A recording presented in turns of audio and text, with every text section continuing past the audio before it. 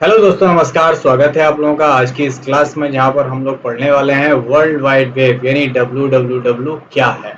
हम लोगों ने बहुत बार सुना है, वेबसाइट का जब नाम लेते हैं तो बोले www.abcd.com या www.facebook.com, www.youtube.com।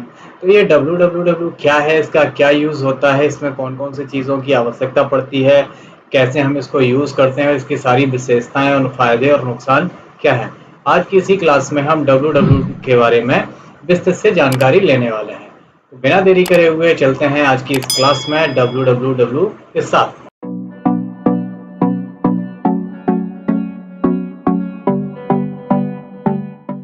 यहाँ पे हम देखने वाले हैं व्हाट इज WWW। WWW क्या है। अब यहाँ पे मैं जो चीज आपको बता रहा हूँ, जो थ्योरी आपके सामने लिखी हुई है, इनमें आपके क्वेश्चनर भी तैयार हो रहे हैं। इनको अगर आप ढंग से सुनेंगे और देखेंगे तो आपके यहाँ पे क्वेश्चन भी तैयार हो रहा है, उनका आंसर भी मिल रहा है।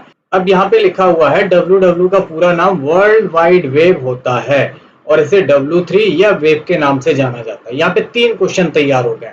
पहला तो what is the full form of WWW, तो इस हो गया it is a world wide web. दूसरा व्हाट इज द W3, तो WWW इज अ W3 या वेब को भी हम WWW बोलते हैं। ठीक है ना, समझ में आया। 3 क्वेश्चन तैयार हो गए, 3 आंसर भी तैयार हो गए। अब लिखा है कि WWW में WWW से इंटरनेट में मौजूद सभी वेबसाइटों का एक संग्रह होता है। ये सभी वेबसाइटें वेब सर्वर पर स्टोर रहती हैं। यानी इंटरनेट जो हमने पढ़ा था ना पिछली क्लास में कि इंटरनेट एक जाल है बहुत बड़ा, बहुत सारे कंप्यूटर इसमें जुड़े हुए हैं और उन कंप्यूटरों पे बहुत सारी वेबसाइटें रखी हुई हैं। लिखा ना, वेबसाइटों का संग्रह, कलेक्शन है। ये सभी वेबसाइटें वेब सर्वर पर स्टोर रहती हैं। उनको खोलने के लिए, उनको एक्सेस करने के लिए, उन तक पहुंचने के लिए हमें WWW की सहायता लेनी पड़ती है। जैसे हम लोग एक बस से अगर हमें कानपुर जाना है तो उसके कानपुर पहुंचने के लिए हम काय का सहारा लेते हैं, बस का या ट्रेन का। तो ये इंटरनेट की एक बस है, एक ट्रेन, एक माध्यम है जिससे आप उस वेबसाइट तक पहुंच सकते हैं। दूसरे शब्दों में कहें तो WWW एक प्रकार की सर्विस है जिसका उपयोग इंटरनेट पे मौजूद सारी जानकारी और रिसोर्स को एक्सेस करने के लिए किया जाता है। यानी इंटरनेट पे आपको अगर कोई भी जानकारी, कोई भी चीज लेनी है तो आपको WWW का इस्तेमाल करना पड़ेगा। अब देखते हैं, वर्ल्ड वाइड वेब का आविष्कार टिम बर्नर्स-ली ने 1989 में किया था, इसलिए टिम बर्नर्स-ली को WWW का जनक कहा जाता है। यहाँ पे 2 क्वेश्चन तैयार हो गए कि who is the father of WWW and when it is invent. 1989 में ये इन्वेंट हुआ था, इसका आविष्कार हुआ था और टिम बर्नर्स-ली ने इसका आविष्कार किया था, इसलिए इनको जनक कहा जाता है या फादर ऑफ WWW कहा जाता है। ओके, 2 क्वेश्चन यहाँ पे भी आपके तैयार हो गए। इनको लिखते चलिए या अच्छी तरीके से समझ लीजिए और याद कर लीजिए। अब लिखा है वर्ल्ड वाइड वेब इंटरनेट का एक बहुत जरूरी हिस्सा है जिसका इस्तेमाल इंटरनेट पर जानकारी को शेयर करने के लिए किया जाता है। लिखा है कि इस तकनीक का उपयोग करके यूजर दुनिया के किसी भी कोने से वेबसाइट में मौजूद जानकारी कर सकते हैं। इसलिए लिखा है कि उदाहरण के लिए यदि किसी यूजर को APT इंस्टीट्यूट की वेबसाइट पर डायरेक्ट जाना है तो वेब ब्राउजर में www.aptinstitute दर्ज करके सीधी वेबसाइट में प्रवेश कर सकता है। यदि आपको किसी वेबसाइट को खोलना है तो आपको उसका पूरा नाम यानी इस तरीके से लिखना पड़ेगा, तब आप जाके सीधे वेबसाइट में इंटर कर सकते हैं, अदरवाइज नहीं तो आपको गूगल से सर्च करना पड़ेगा।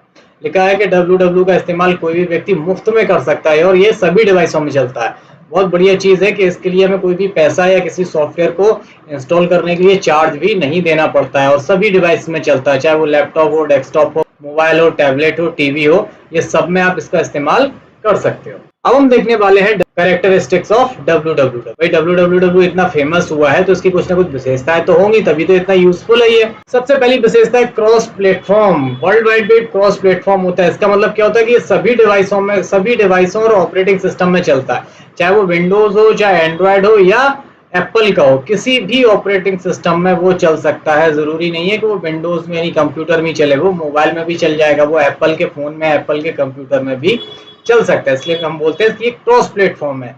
इसके लिए कोई बाउंडेशन नहीं है कि यहाँ चलेगा और यहाँ नहीं चलेगा। ओपन सोर्स है। ओपन सोर्स का मतलब है कि कोई भी व्यक्ति इसे मुफ्त में इस्तेमाल कर सकता है, पैसे नहीं देने पड़ते हैं। डिस्ट्रीब्यूटेड होता है। इसका मतलब होता है कि एक ही समय में बहुत सारे लोग इसका इस्तेमाल कर सकते हैं। अगला लिखा है हाइपर टेक्स्ट है। हाइपर टेक्स्ट समझना बहुत जरूरी है। लिखा है इंटरनेट पे मौजूद वेबसाइट में बहुत सारी जानकारी होती है। जानकारी टेक्स्ट के रूप में हो सकती है, इमेज, ऑडियो, वीडियो के रूप में होती है। तो www के माध्यम से हम जानकारी को आपस में जोड़ने के लिए हाइपरटेक्स्ट का इस्तेमाल करते हैं। यानी www के माध्यम से हम इंटरनेट पे ऑडियो, वीडियो, टेक्स्ट वगैरह को भी आपस में जोड़ के इस्तेमाल कर सकते हैं। डायनामिक होता है क्योंकि इसमें मौजूद जानकारी लगातार बदलती रहती है। जैसे हम यूट्यूब देखते हैं तो यूट्यूब पे वीडियो पहले कुछ और दिखता है, फिर कोई और आ जाता है। तो ये स्टैटिक नहीं है, यानी स्थिर नहीं है, ये डायनामिक है, चेंजेबल है, बार बार कुछ ना कुछ नया आता रहता है। नॉट मैंडेटरी, आवश्यक नहीं है। किसी वेब पेज या वेबसाइट को एक्सेस करने के लिए जरूरी नहीं कि हम www का उपयोग करें, हम बिना www के भी वेबसाइट या वेब पेज को एक्सेस कर सकते हैं। जैसे मुझे facebook.com खोलना है तो हम facebook.com लिखेंगे तब भी खुल जाएगी, और हम www लिखेंगे तब भी खुल जाएगी। ओके, इसलिए ये आवश्यक भी नहीं होता है। अब लिखा है कि www के कंपोनेंट्स क्या हैं, कैसे काम करता है। तो देखिए यहाँ पे ये है सर्वर, जहाँ पे हमारी सारी वेबसाइट रखी रहती हैं, और ये है हम यानी क्लाइंट जो कंप्यूटर पे चला रहे हैं। तो यहाँ पे इस तक पहुंचने के लिए हमें HTML, URL और HTTP इन तीनों चीजों के माध्यम से होके जाना पड़ेगा, तब हम जाके सर्वर तक पहुंचेंगे। अब इन सारी तीन चीजों के बारे में जानकारी हम आपको आगे देते हैं कि HTML, URL और HTTP क्या होता है। सबसे पहले है URL। URL का फुल फॉर्म होता है uniform resource locator. Full form है, लिख लीजिएगा, बहुत इंपॉर्टेंट है। URL एक एड्रेस होता है जिसका इस्तेमाल इंटरनेट पे मौजूद वेबसाइट या वेब पेज को एक्सेस करने के लिए किया जाता है, जैसे https://www.facebook.com। It is called URL।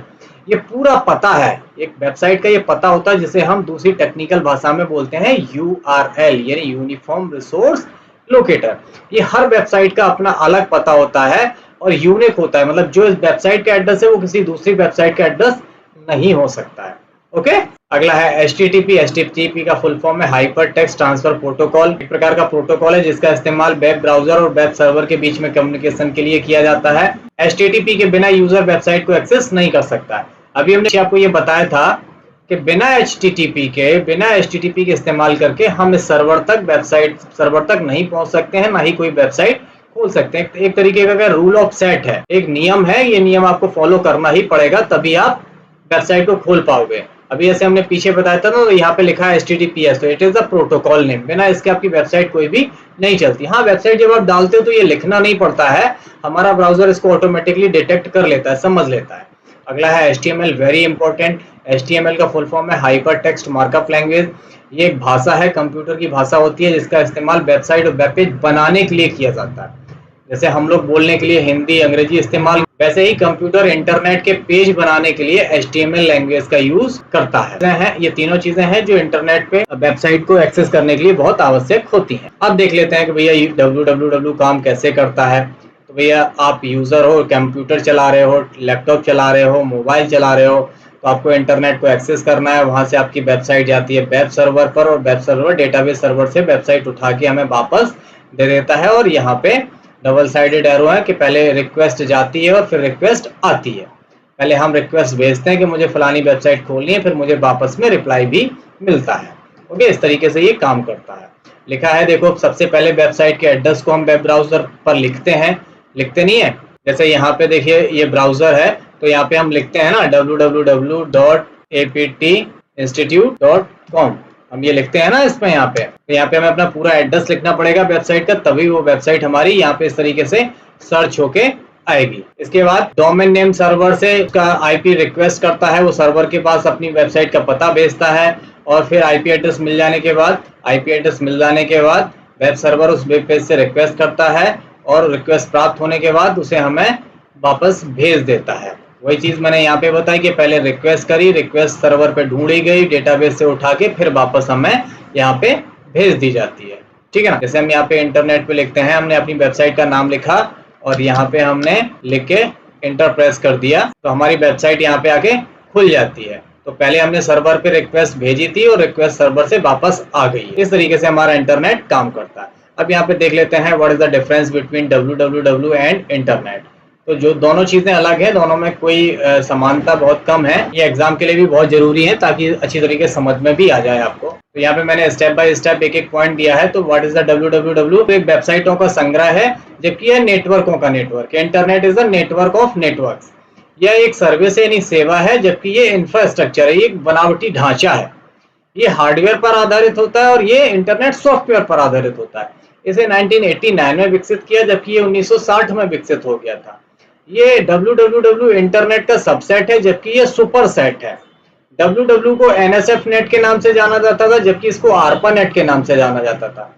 ये HTTP का उपयोग करता है और जबकि ये IP का प्रयोग करता है। ये अगर आपको डिफरेंस ही याद होगा ना, तो आपको www और इंटरनेट के बीच में बहुत सारी चीजें बहुत आसानी से क्लियर हो जाने वाली हैं। इसलिए इनको बड़े ध्यान से लिख जरूर लीजिएगा। तो ये था www के बारे में पूरी जानकारी। www कैसे काम करता है, कैसे क्या विशेषताएं हैं, क्या अंतर है, क्या क्या चीजें आवश्यक होती हैं। उम्मीद करते हैं आपको समझ में आ गया होगा। मिलते हैं अगली क्लास में www से संबंधित दूसरे टॉपिक के साथ। तब तक अपना ख्याल रखिए। टेक केयर, गुड बाय, जय हिंद।